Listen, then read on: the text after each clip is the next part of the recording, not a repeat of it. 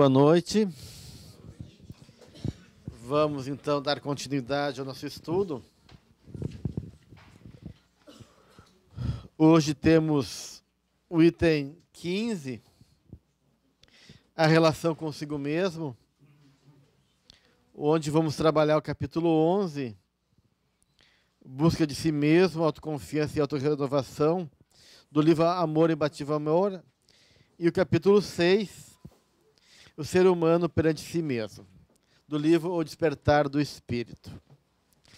Bem, então esse item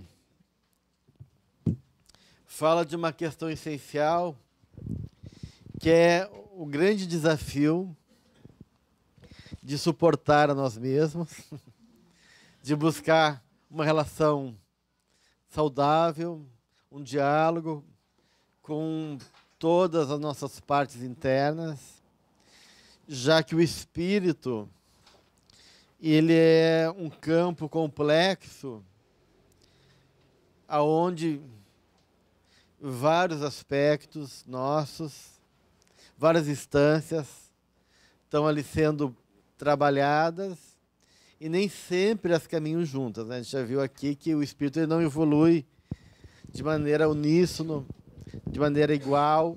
Partes nossas já estão mais humanizadas, já estão mais elevadas, e outras ainda estão lá num estágio primitivo, num estágio mais conflitivo. Então, a nossa evolução, como um grande sistema que é o nosso psiquismo, ele tem núcleos e aspectos tanto mais saudáveis como mais patológicos. E conforme se dá essa relação nesse sistema, nesse campo interno, esse processo é mais difícil, mais favorável, desafiando a todos nós a esse trabalho conosco mesmo, né? Então, eu pergunto para vocês, dentro da leitura dos dois capítulos, o que fica para vocês de mais importante dentro desse desafio, e também qual é a parte mais difícil desse trabalho de nos relacionarmos conosco mesmo. Alguém quer trazer alguma coisa?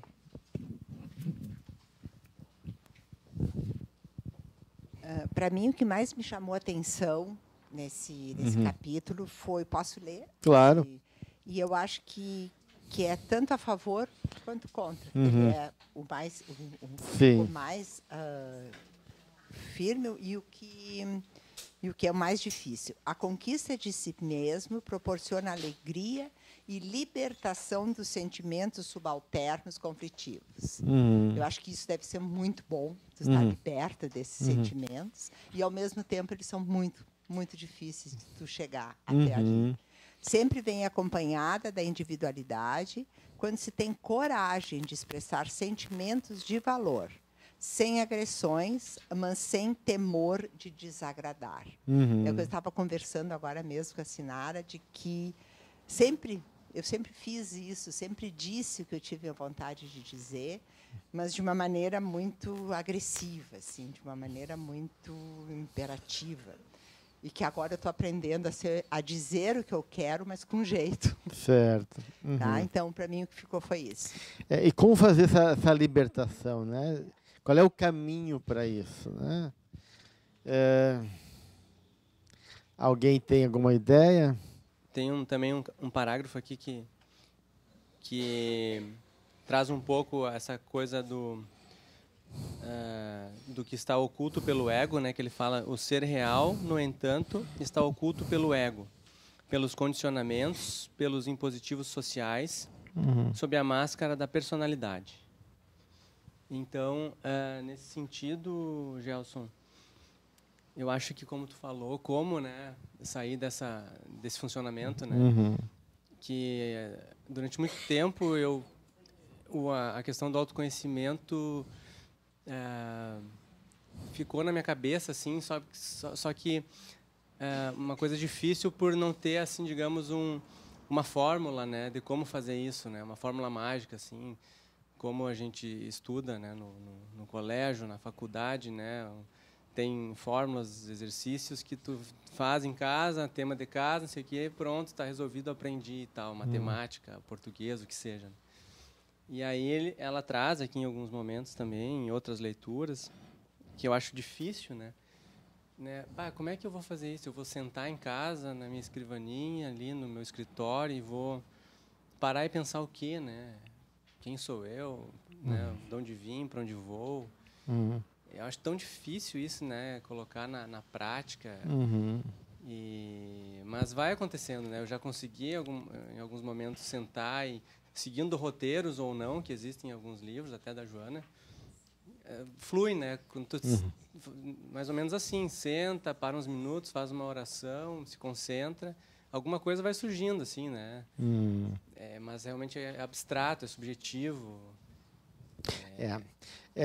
Então, tu vê, isso que ela coloca aí, né? Que o ego e essas subpersonalidades, que são os complexos, acabam mascarando ou impedindo esse reconhecimento do que é essencial em nós, né? Então, chegar em nós é um desafio. Em nós, enquanto realmente realidade essencial, né? Que é o self, que é a dimensão do espírito. Porque nessa caminhada até a nossa conexão com a nossa essência, a gente vai construindo, né, marcas emocionais, a gente vai construindo valores, a gente vai construindo formas de compreender de verdades subjetivas e de necessidades que vão envolvendo a nossa vida e dando uma complexidade que, em vez de favorecer um processo de libertação, de autoconhecimento, acabam nos envolvendo em ilusões e dificuldades. Então, chegar até nós já é um grande desafio, né? Então, que nem uma casca de cebola, né? A gente tem que ir tirando várias camadas até chegar à essência, que é o nosso ser espiritual. Mas tudo isso compõe a nossa realidade. Mesmo que ilusória, mesmo que impermanente, algo que é transitório, isso faz parte da nossa expressão de alma. E, de igual maneira, isso também tem que ser reconhecido e trabalhado. Porque se a gente não reconhecer isso e não discriminar, não discernir todos esses aspectos, fica mais difícil de poder realmente focar naquilo que é realmente mais verdadeiro do ponto de vista da nossa essência espiritual, né? Até porque essas coisas todas refletem aspectos da nossa necessidade interna, né? E a Joana vai colocar aqui, que é a questão que eu achei bem interessante, esse enfoque que ela dá, que o egoísmo, né, que é uma condição muito presente no ser humano e que acaba perdurando durante muitas encarnações, é uma alta negação de si mesmo. Olha só que interessante essa ideia dela, né? Quer dizer, o egoísmo, que é essa necessidade de estar centrado em nós mesmos, de buscar realizar prazer, necessidades nossas, ao mesmo tempo que é uma coisa de eu estar preso em mim e querer que o mundo dê conta da minha necessidade, paradoxalmente, é uma negação de mim mesmo, né? Então, isso eu acho importante, porque, claro, o egoísmo, ele é, de uma maneira, uma forma de se fechar em nós mesmos, né? E estamos prisionados de ansiedades e insatisfação da nossa ilusão egóica, né? Nosso eu egóico.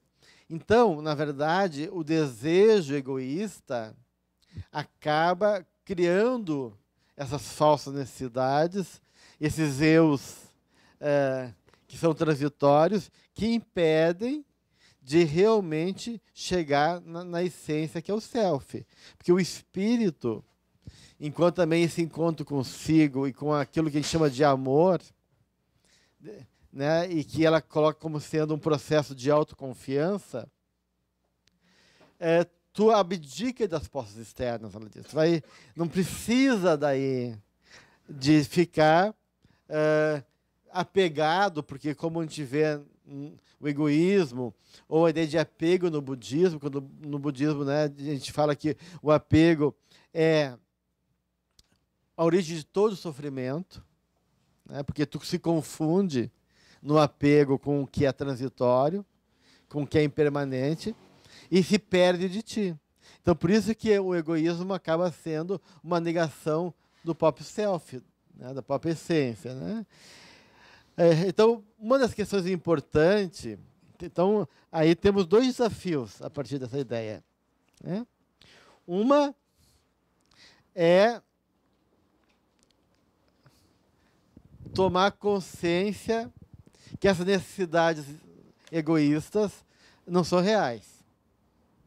Ou seja, reconhecer que essas necessidades estão falando de algo que parece nos dar satisfação, parece nos preencher, mas que, na verdade, são armadilhas que a gente cria para nós mesmos, que nos distanciam da nossa própria realidade. Então, a ideia de olhar para essas necessidades, compreender elas, o que está em jogo, e reconhecer que elas são deslocamentos de uma necessidade maior, né, que é a necessidade desse amor. E desse amor enquanto comunhão com a divindade, né? Então, aí temos dois desafios. Reconhecer que a gente é um espírito. Então, esse exercício de a gente poder dizer, não, mas eu sou esse corpo, eu sou essa personagem, eu sou essa fantasia que transita nesse mundo, né? Eu sou esse nome, né? Eu sou essa condição que se apresenta enquanto essas, né, situações, ou sou muito mais do que isso, né? Então, de uma maneira, a gente tem que reconhecer que, tomar consciência que a gente é um espírito eterno. Isso é bem importante. Eu já ouvi falar, acho que até foi em livro da Joana, que o egoísmo tem a ver com um medo primitivo da gente, né? Uhum. Que por a gente achar que é mais vulnerável, que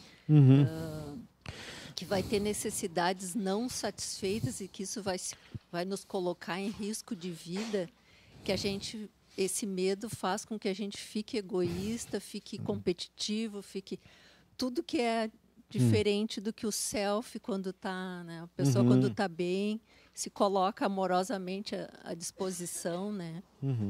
Sim. Mas a impressão que eu tenho também é que a gente vai, para se libertar do egoísmo, vai ter que amar esse egoísmo, né? Assim, a gente vai ter que se acolher egoísta a gente tem que aceitar a partir da realidade que a gente é, mas não se identificar com ele, né? Essa que é a questão. Aí vem essa discriminação entre o ego e os complexos e a nossa realidade enquanto self. Então, se eu tenho consciência que eu não sou isso, né, mas que isso está falando de questões e desafios meus, eu posso aceitar que são questões minhas, mas eu posso realmente olhar isso com um pé fora, né? Poder me distanciar um pouquinho disso e não ficar tomado por essa necessidade. E realmente o egoísmo, ele é oposto da autoconfiança, né? Porque ela está falando que a autoconfiança é o caminho para superar o egoísmo e chegar a nós mesmos, chegar ao self, e chegar a Deus, consequentemente, né? Porque a pessoa egoísta, ela tem uma visão pobre de si mesma. Por que eu preciso de tudo? Por que eu preciso de ter tantas coisas na minha vida? Por que eu preciso da atenção do mundo? Né? Por que eu preciso fazer o outro de escravo? Por que eu preciso exigir do outro? Né? Por que eu preciso de ter tanto posse, tanto dinheiro, tanta necessidade de gratificação? Né? Então, essas necessidades estão falando de uma visão ainda muito limitada que eu tenho da realidade. Né? E na medida que eu consigo confiar né? E reconhecer e confiar nesse amor, né? Esse amor que move o universo, que é Deus, e esse amor que está em mim também, e me abrir para mim mesmo, essas necessidades todas vão ficando para trás, né? Perdendo o foco. Tu disseste que nós temos que tomar consciência que somos espíritos eternos. Eternos mesmo, não é imortal. Eu sabia imortal, mas eterno tem, sempre existiu. Sim, que a gente não morre, né? Eterno no sentido de a gente não ter... Né? Somos imortais, né? E estamos fadados à eternidade, no sentido que a gente não tem fim, né? Mas sim, nesse sentido que a gente é imortal. Saber o caminho até agora, eu não consegui saber qual é esse caminho. Esse caminho já foi falado por tanta gente, né? Existe, né, no Livro dos Espíritos essa pergunta, né? Qual é o caminho? Um sábio da antiguidade já vos disse: conhece a ti mesmo. Então, o processo que a Joana coloca do autoconhecimento é essencial. E esse autoconhecimento pressupõe algumas atitudes, alguma postura. Uma delas é exatamente isso. Tu poder te aceitar, te reconhecer, tu poder confiar que existe um além dessa realidade da minha consciência limitada, tu poder trazer para a tua consciência que é teu espírito imortal e começar a fazer um trabalho dialógico, né? Dialético entre você e as tuas várias partes, né? Num processo de poder se perceber. Então, a Joana vai, em muitos momentos do processo desse suportar a mim mesmo, ele exige, então, 2 fatores desse convívio comigo mesmo. Uma atitude amorosa e uma atitude moral. Ética moral. Essas 2 coisas. Então, eu tenho que saber acolher as minhas partes mais terríveis, saber que o maior inimigo que habita a minha vida não está fora de mim, mas está dentro de mim. Eu tenho que fazer as pazes com ele, né? E isso pressupõe um ato de amor, reconhecer, suportar, amar esse ser dentro de mim, mas eu não posso compactuar com ele. Daí vem a atitude moral, né?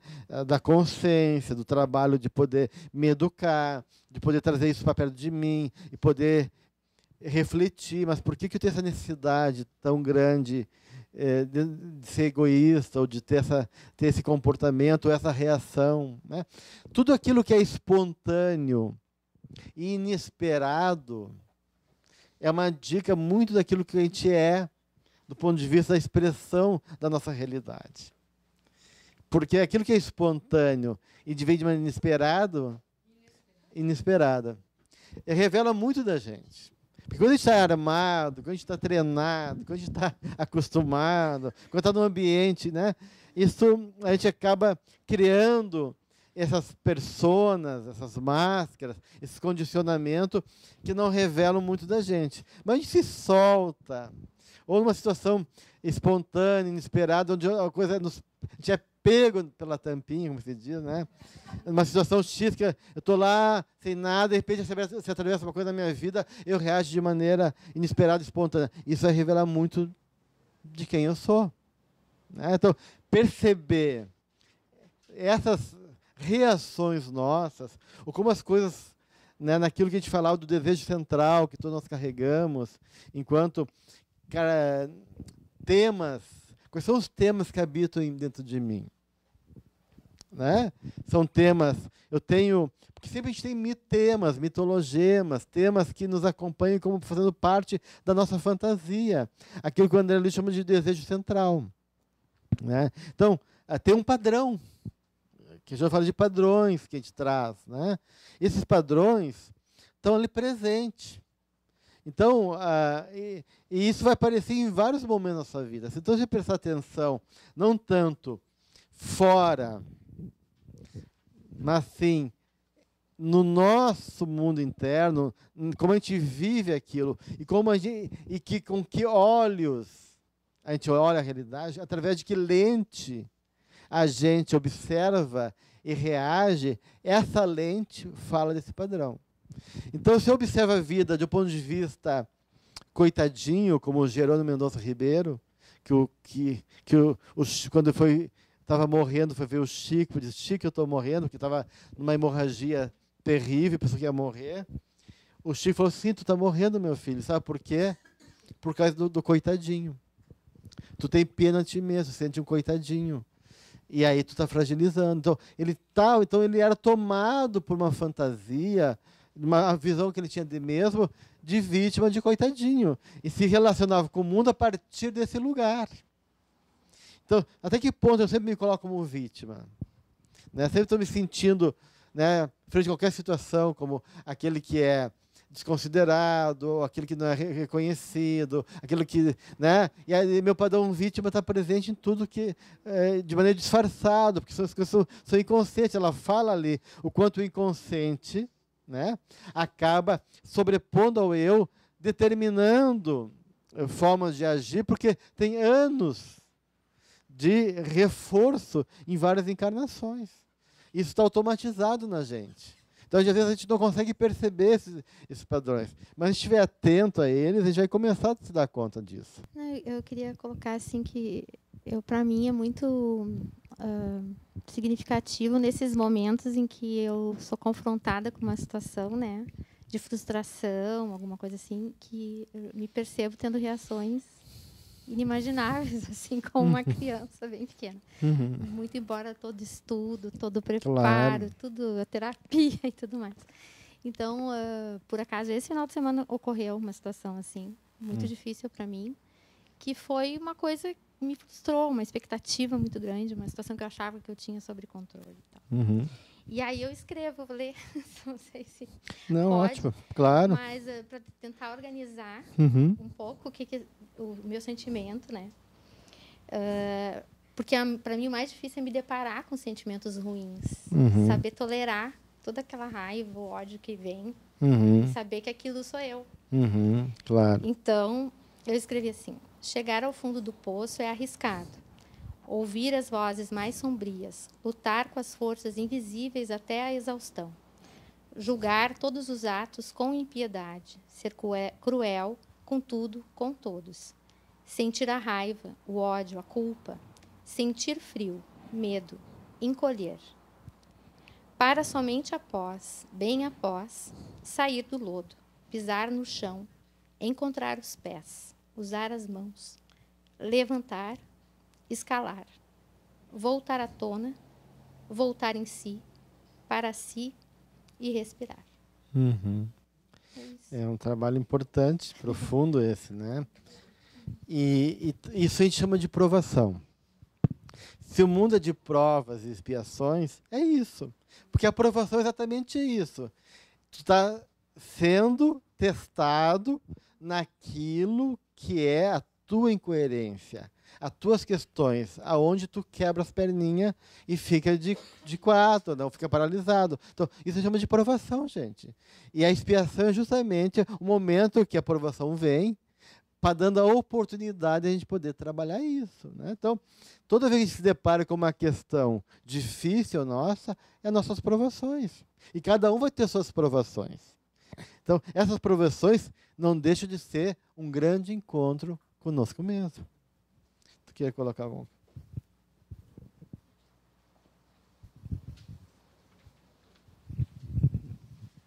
Eu vou tentar falar porque eu estou um pouco sem voz. Sim. Mas não podia deixar de aproveitar o gancho da colega, porque eu estava pensando exatamente nisso. Quando quando eu comecei no caminho do espiritismo, e eu praticamente no mesmo momento comecei a fazer terapia, existe e tu começa a querer ver, né, as coisas que tu gostaria, que tu sabe que tu tem que mudar em ti mesmo. Tem eu acho que tem uma tendência, não sei se só a minha, mas de muitas pessoas, de a gente ver só as coisas ruins que a gente tem, né? E aí, às vezes, meio que dá um desespero, né? E aí, nesse decorrer, uma das coisas que eu aprendi a fazer é, quando eu faço uma coisa que eu sei que não foi legal, que foi exatamente que me pegou aí na tampinha, que a gente falou, eu paro, não na hora, necessariamente não consigo na hora, mas que eu sei, porque aquilo fica me incomodando, né? Batendo, puxa, né? Eu fiz de novo, tipo assim. Eu olho para mim como se fosse a minha criança. E como se... Eu não tenho filhos, mas eu acho como se fosse um filho. O que eu diria para essa criança? E aí eu converso comigo mesmo como se fosse eu a minha Tá vendo o que aconteceu? Tá vendo o que aconteceu?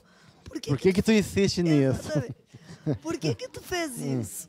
Precisa né? disso? Precisa disso. Né? O que te incomodou? Por que tu acha que... Sabe? E aí começo. Mas também comecei a fazer nas coisas boas que eu faço. Porque essa espontaneidade também aparece, às vezes, nas coisas boas. Claro. E, às vezes, eu me surpreendo com uma atitude muito legal.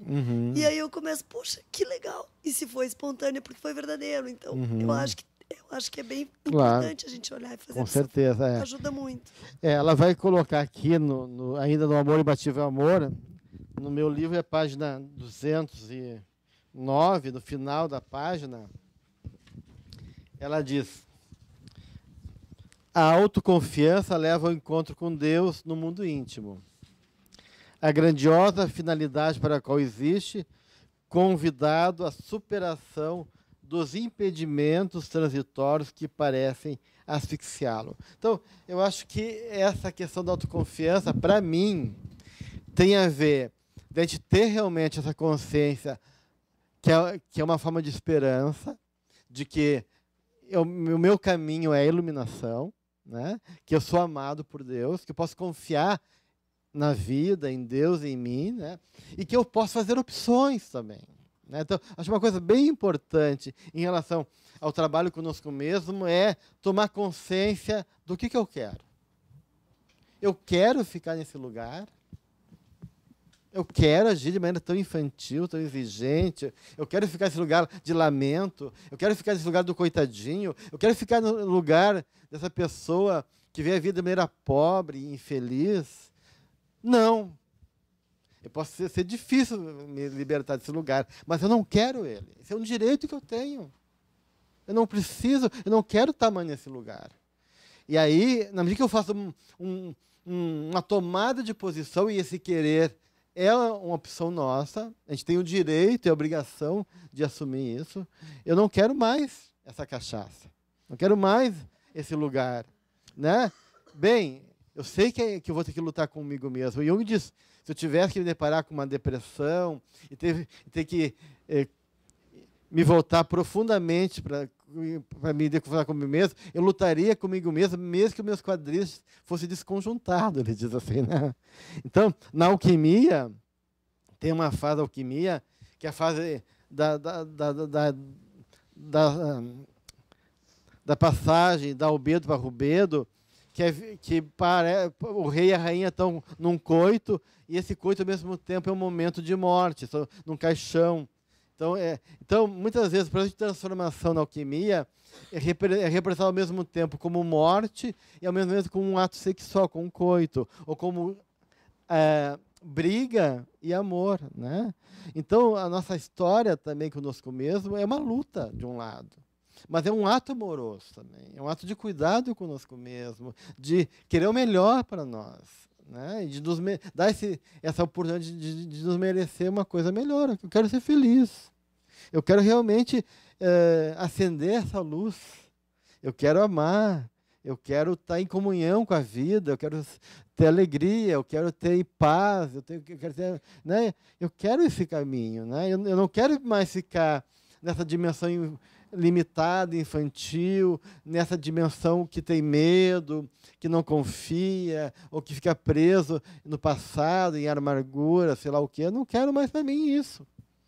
Bem, isso já é meio caminho andado. Se que eu assumir esse compromisso comigo, então, bem, eu vou trabalhar nesse sentido.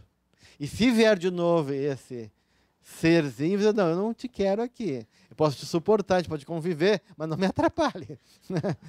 Se tu veio para me ajudar, ou veio para me atrapalhar, né? Porque eu quero isso aqui. O que tu pode me ajudar em favor disso? Né? Então, isso é uma coisa importante. Daí, dando seguimento a esse texto dela, na página seguinte, na sequência, ela diz: Nesse admirável esforço surge o conhecimento de como se é e de como se encontra. Olha só. Então, reconhecer onde eu estou, que lugar eu me encontro, o que me define nesse momento a minha realidade, né? Descobrindo as próprias deficiências, mas, igualmente, as incontáveis possibilidades de que se desfruta. Isso que eu estava falando.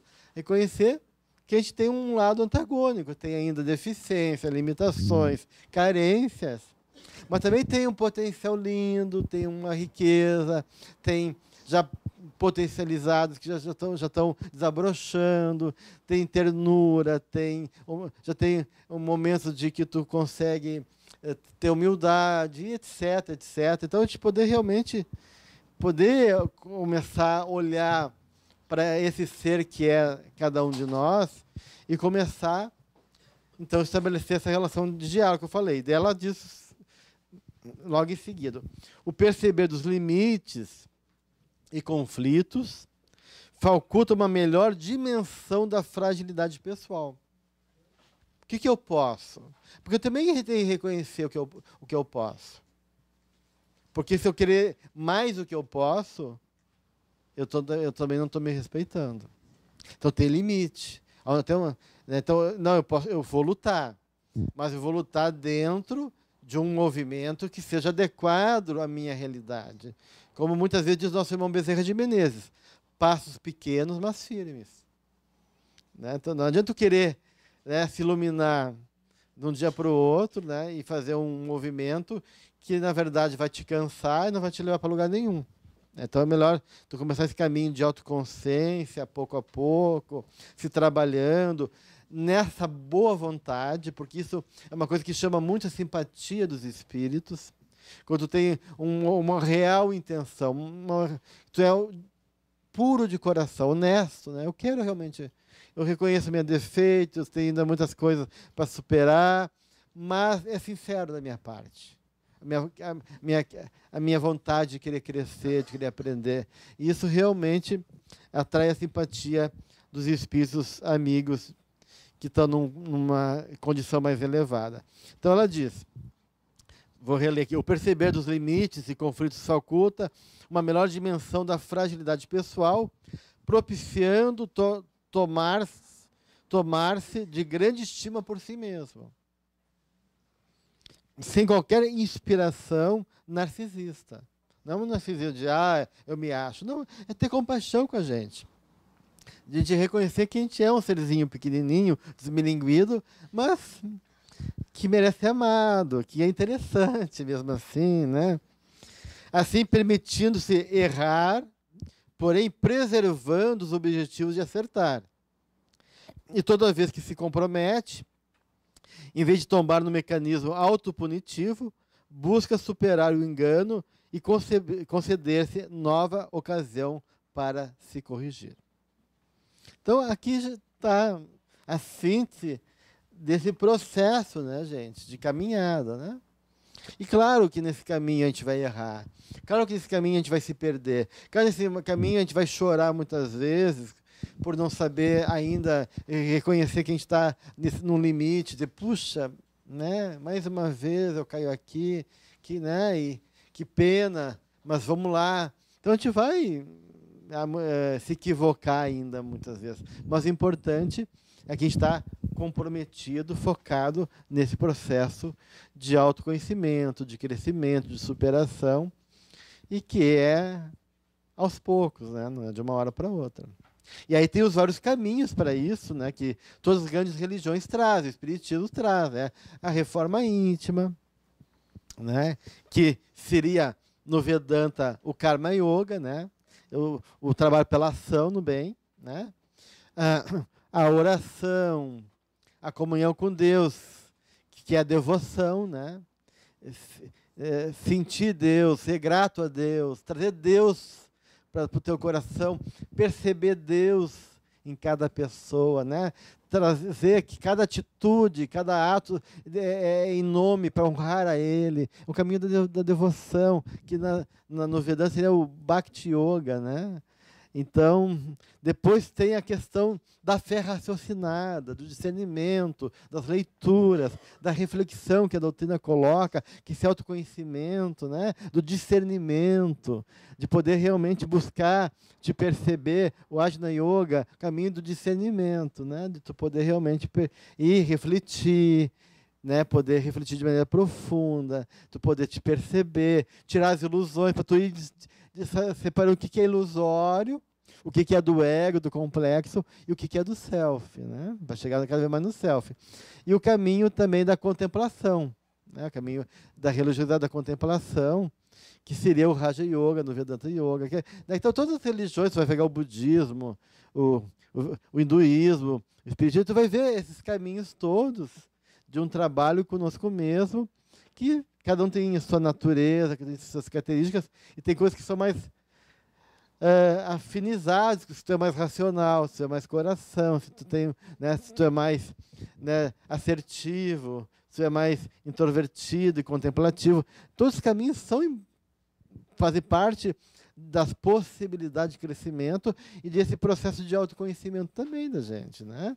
E todos eles são momentos também de a gente se confrontar com a gente, porque todo esse caminho tu vai poder ver o quanto isso te depara com desafios.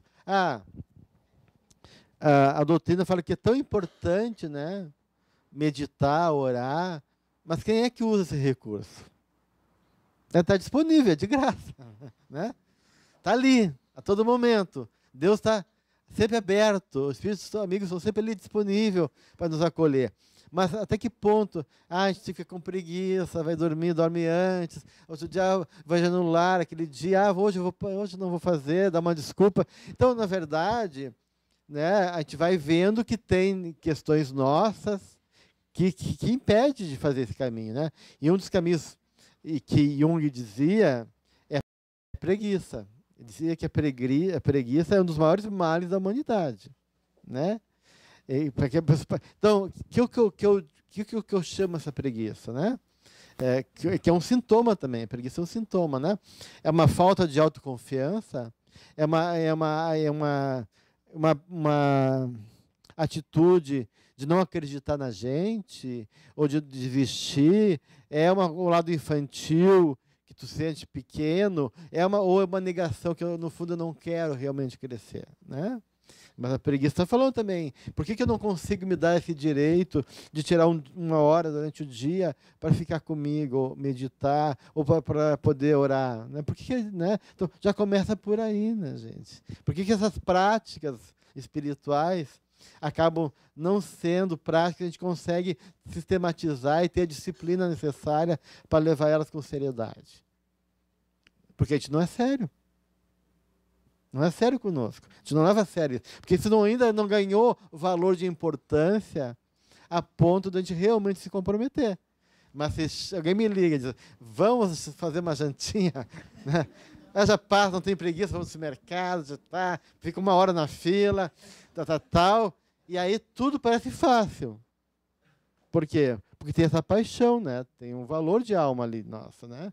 Tu está identificado com aquilo. Então são questões que a gente tem que olhar para isso, de uma maneira. No outro livro, O Despertar do Espírito, tem dois elementos, claro, todo o texto é maravilhoso, mas tem dois aspectos que eu queria chamar a atenção de vocês. Ali, o ser humano perante a si mesmo, no início, no quarto parágrafo, no meu é na página 121, ela diz, antes disso, ela diz, o inconsciente comanda o eu consciente através de automatismos muito bem elaborados, durante todo o percurso socioantropológico, permanecendo mais na área do instinto primário, repetitivo, do que no racional lúcido, bem delineado. Os automatismos do inconsciente funcionam de tal forma que se faz necessário racionalizar os atos, a fim de adquirir consciência da própria realidade, em processo do pleno autodescobrimento. Então, isso é super importante também, né? Que aquilo que o Ouspensky, né, o Gurdjieff fala da consciência de sono. Então, muitos de nós estão nessa consciência de sono. Ele quer viver só no automatismo, nesse movimento inconsciente da vida. Eu acordo, eu vivo, não, né, eu não penso, eu vivo só em função das minhas necessidades básicas, de sexo, bebida, comida e sono. Né, as coisas básicas. Né? Então, vivendo em função dessas necessidades básicas, no automatismo de levar a vida. E isso daí fica muito difícil, daí um processo de relação consciente e proveitosa conosco. Então, e ela diz, então, que a gente tem que usar, reconhecer que a gente é um ser racional. Trazer consciência, questionar, né? Olhar, perceber, reconhecer, né? Aquilo que ela chama de adquirir consciência da própria realidade. Então, a gente tem que sair do automatismo. A gente tem que se permitir refletir. E refletir é começar a ser dono de nós mesmos. Enquanto a gente não reflete, a gente não é um ser psicológico. Uma pessoa que não reflete, que não sabe simbolizar, que não faz esse trabalho de autoconsciência, é uma pessoa pobre psicologicamente e espiritualmente também. Né? Então, o desafio da gente é realmente trazer consciência para nós. Né? Porque nosso foco sempre é o outro, é culpar, é julgar, é criticar e botar a culpa no mundo. Né? E aí a gente não vê a sombra que habita em nós. E que a sombra que há no mundo, seja na política, né, na economia, na religião, na verdade reflete a sombra nossa. E se a gente não reconhecer isso, essa sombra vai encarnar no mundo. Seja nos políticos, seja nos líderes religiosos, seja nas manifestações e situações que a Terra expressa, refletindo a nossa consciência. Porque é assim, é uma lei. A dinâmica é essa. Há uma ressonância, uma lei de sintonia. O que está dentro está fora também, gente. Né, e aquilo que a gente mentaliza, produz, gera, se concretiza na matéria. Né? Sim, uma questão básica. André? Não, eu também ia comentar que tu falou que existe vários caminhos, né, para a pessoa evoluir, para encontrar paz, para encontrar plenitude, todas essas coisas. E como tu falou também, existe o caminho aí que a própria psicologia que fala aí, que é a busca da individuação, que é a busca da pessoa tentar ser ela mesma, o mais assim autêntico possível, e essas partes de integrar, né, a sombra, integrar. Então, eu acho que isso aí é uma forma, assim, quase uma metodologia que a gente tem de começar como está falando, pegar a nossa sombra e integrar ela, trazê-la para o consciente, pegar os complexos e ficar trabalhando. Então, eu acho que esse seria um caminho, e aqui ela fala também, acho que no outro livro, que a história que Jesus pregou o amor, né? O amor seria um caminho também para que se tu se auto-amar a si mesmo, depois começar a amar o próximo, tal. Esse amar já seria uma forma de aceitar tuas partes lá, tal, também. Porque o amor, no sentido pleno, é uma forma de razão, né? De sabedoria, de compreensão. Não é o amor piegas, burro, conivente com teus desejos. Esse não é amor verdadeiro, né? Essa ideia assim que o amor representa aquilo que a minha alma necessita. Então, é uma compreensão daquilo que eu preciso, naquilo que é melhor para mim. E o melhor para mim nem sempre é o melhor do meu ego e do meu complexo, né? Então, nesse sentido, é importante realmente nesse amor, né, tu poder realmente trazer o que é melhor, e nesse sentido tu tem que suportar também frustrações das tuas necessidades egóicas, desses complexos. Então essa integração pressupõe reconhecer, aceitar, mas nem sempre, né, dar conta deles, né, porque eles acabam sendo processo, como a gente viu, em vez de nos trazer para nós, eles nos tiram de nós mesmos, né? Nos confunde, nos trazem sofrimento, ilusões e assim por diante. E nesse sentido que o André está falando, esse caminho da individuação, ela coloca assim uma parte prática que é bem interessante na página 122 do Despertar do Espírito.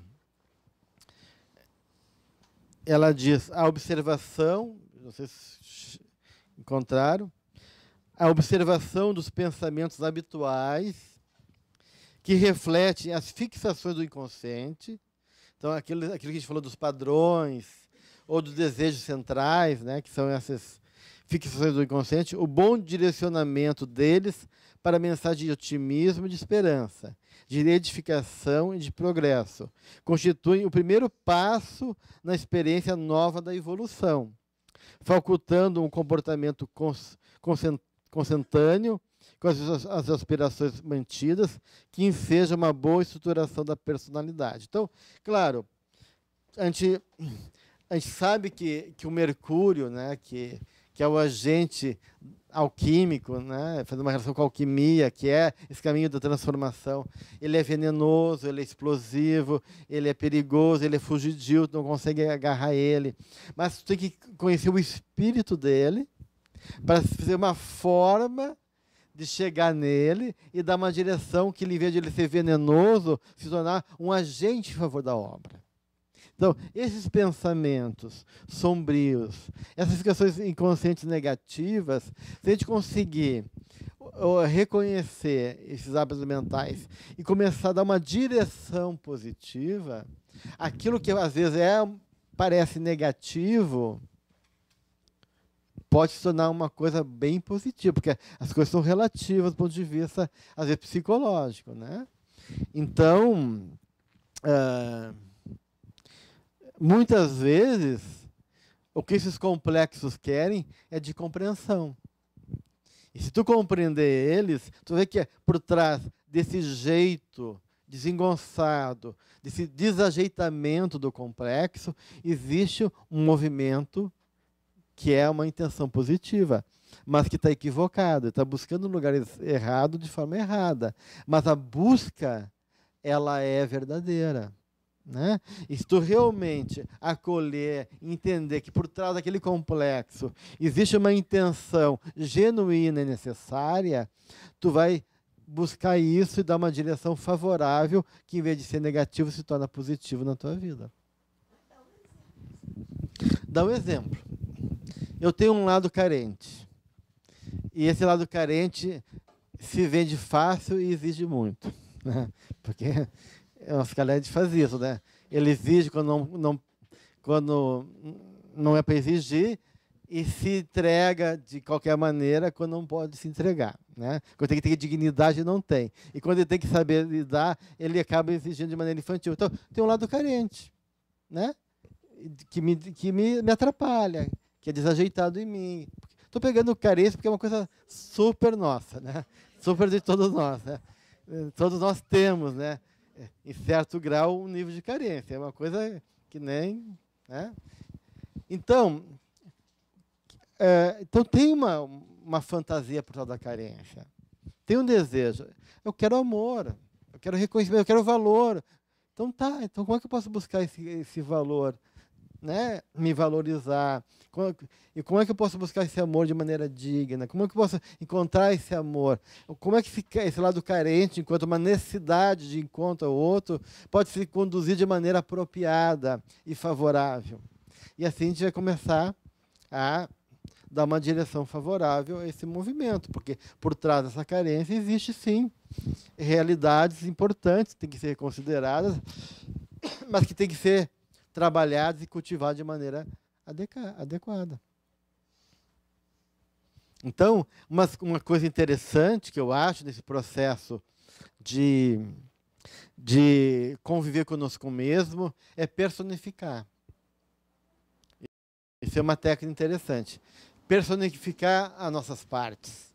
Porque se a gente consegue criar uma imagem, né, complexa dessa parte nossa, a gente humaniza aqueles conteúdos que eles são difíceis de reconhecer, dá visibilidade, e dando visibilidade a gente pode se relacionar de maneira mais efetiva. Então, quem dentro de mim age assim? Isso é importante. É a criança, eu me sinto que nem uma criança desamparada, insegura, ou é um lado imperticado, onipotente, é um nazista dentro de mim, ou é um lobo voraz, ou é um velho ranzinza, ou é, sabe? Então, tu poder personificar isso, né? E dar nome, né? Dar nome para eles, né? Eu acho que é interessante, porque daí tu tá fazendo uma autodesobsessão, né? Porque na desobsessão não é isso, tu não deixa o outro falar. Quem é você? Ah, meu irmão, tal. Assim, você é o velho. Por que tu está nesse lugar, né, seu velho ranzinho? O que tu quer com isso? Né? Ah, porque tu é... Eu tenho uma paciente minha, que ela tem uma que é a menina da margarina. Sabe aquela menina que Cleibon, que tinha uma menininha que abria a boca e engolia? Porque ela tem ela faz de conta que ela não quer nada, e quando chega perto ela nhaque, né? Então ela é a menina da margarina, que ela tem que cuidar da menina, porque parece tão inocente, coitadinha, mas no fim das contas ela é voraz, né? Então ela reconhece quando é que a menina da margarina aparece, né? Quando é que é ela que está ali, daí de poder reconhecer por que ela está ali, que ela quer. Então, na medida que a gente personifica, né, realmente traz imagens, e a gente pode realmente ver que povo todo é esse que habitam dentro da gente, qual é que dá a mãozinha para outro, qual é que vira as costas, qual é que fica lá no canto fazendo um joguinho para querer aprisionar o ego, porque lá tem os conluios, tem uns que não se dão entre si, tem aqueles que, né, querem manipular os outros, tem de tudo aqui dentro, né? Então já é poder de uma maneira ir compreendendo um pouquinho melhor esses processos, entendendo essa dinâmica que habita a nossa natureza, podendo daí se relacionar, né? Um pouquinho cada um, podendo reconhecer o que estimula, quando é que eles aparecem, por que aparece, como é que aparece, quem é esse, quem é aquele, e aí poder de uma maneira fazer um trabalho de transformação que pode ser bastante proveitoso. E quando a gente tem assim pensamentos obsessivos e basicamente os mesmos sempre, né? Uhum. Estou falando de mim. E quando eu vejo que eu estou tendo esses pensamentos continuando a ter, eu fico com muita raiva de mim. Uhum. Mas de novo tu não te liberta disso, te odeio. Ui, que medo! Não chega perto de mim. Faço isso muitas vezes. Pois é, já começou mal. Já começou mal. Sei que, de repente, eu estou atingindo, inclusive, claro, o meu corpo dessa forma. Lógico, é um processo de raiva consigo mesmo daí, né? Aqui tá. Daí tem dois aspectos aí. Uma é o funcionamento obsessivo. Então tem que entender o que leva para ter esse funcionamento. Geralmente a coisa obsessiva tem a ver com uma tentativa de controlar o nosso mundo interno com um pensamento.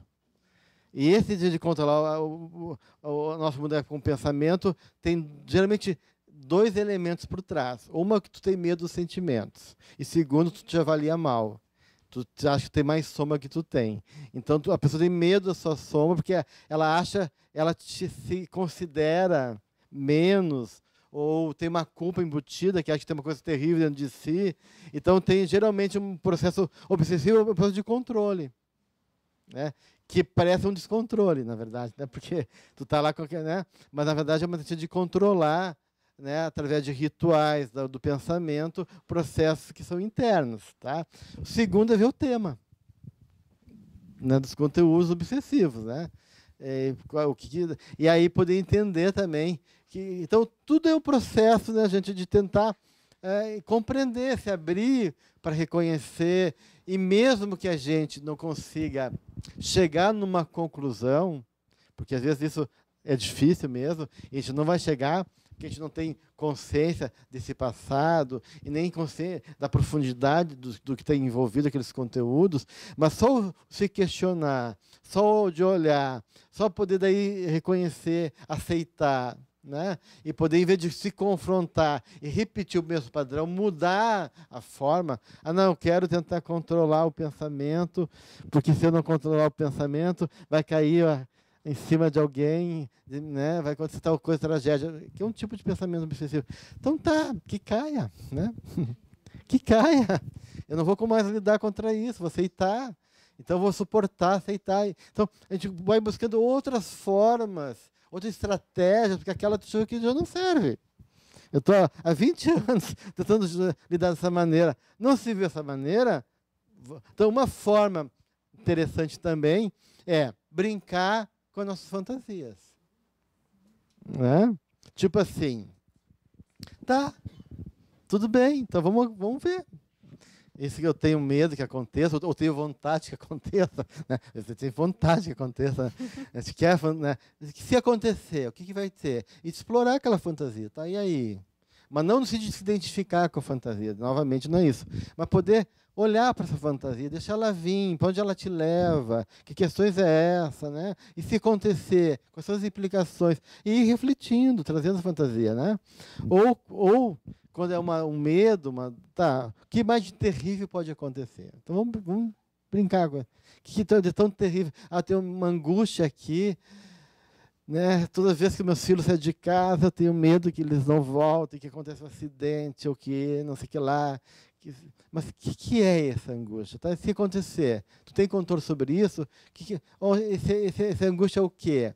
Que tal? É um apego, é um medo, né? Ou é raiva embutida, né? Porque a raiva às vezes vem com uma forma de angústia, de medo. Tentar, não sei. Realmente não sei, mas vou tentando.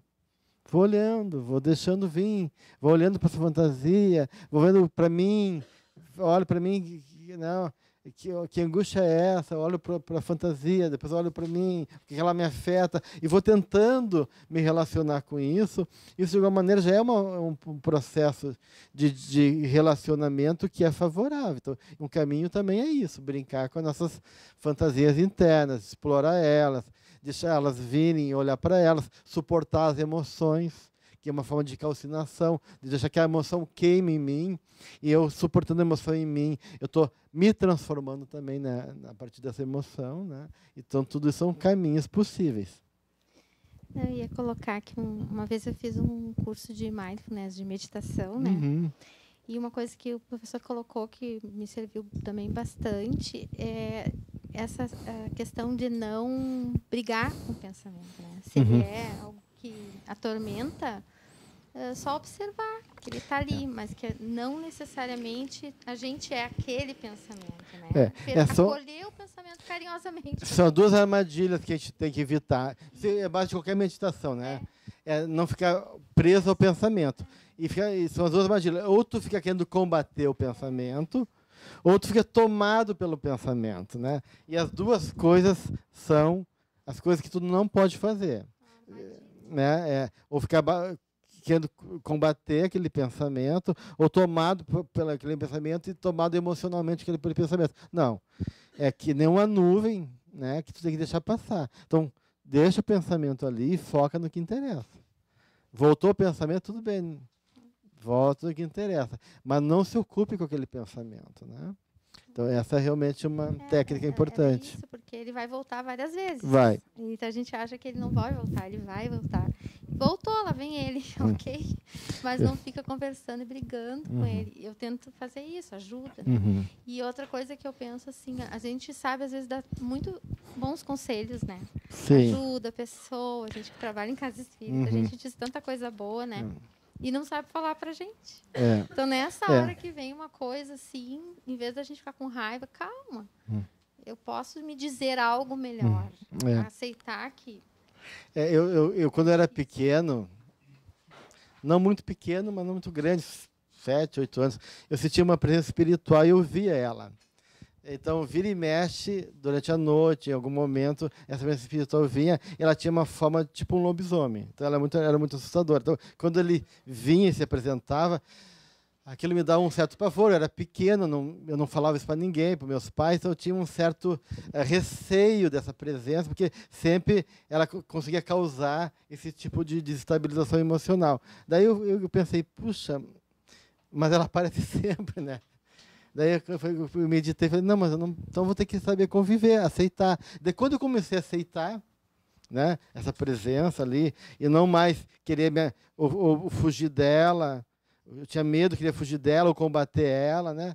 Simplesmente, tá, ela está aí, veio me visitar, tudo bem, quer ficar aí lendo, sei lá o que, passeando, né? Eu vou ficar fazendo minhas coisas aqui, depois de conta que não estou nem aí, né? Mesmo estando aí um pouquinho, né? Mas eu fui me acostumando, e aí foi passando. Né? Então, isso também vale com o nosso mundo interno. Não sei se essa presença era espiritual de fora, ou era de dentro, ou era um lobisomem interno mesmo. Né? A gente nunca sabe se é de fora ou de dentro. Mas o fato é que isso, com o tempo, foi se perdendo valor e se dissipou. Sim, né? Então, de alguma maneira, essas coisas fazem parte então, do nosso mundo.